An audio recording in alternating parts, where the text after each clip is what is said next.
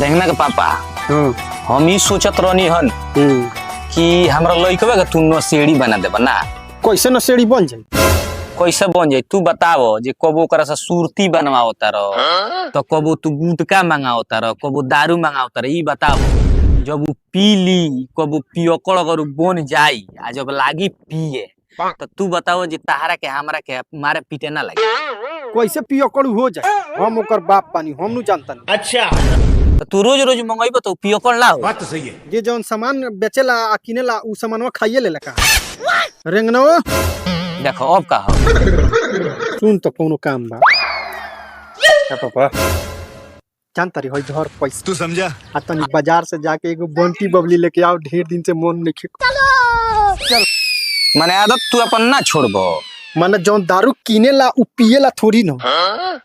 तो माने लइकवा के तू बार बार दारू के भेजता रह। अगर उ दारू माने बतावा जे दारू उ रोज लेके आवत तहरा ई ज्ञान नहीं खे जे अगर दरुया उ रोज लियाई तो कबो कबो अगर वो चीख ली तो कौन दशा तहार करी हमार करी। पियकड़ बाप के लइका पियकड़ होइए नहीं खा सकता।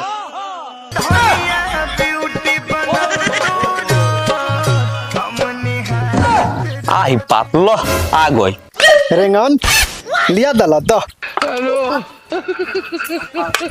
लो आ दरुया रे का पापा दलुया माला ला मु तो पियनु होनु गइल।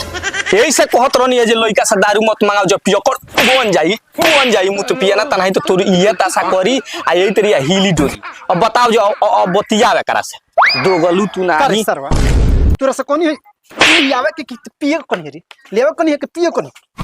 अरे बाप रे बाप सरवा दाती काट दलो सरे ना कमाई दौड़ी है सरवा रंग का भइलू तबे है दाते काट दलो। आई बाप तो औरी पिए के सिखावो।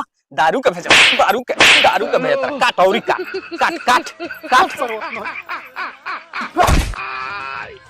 बाप रे बाप जितना लोग है पियकड़ बानू बाप वो अपना लइका से दारू मत मंगाई ना तो लइका सरवा दारू पी के पहले बापे के काटी जगह हमरा के कटले बा।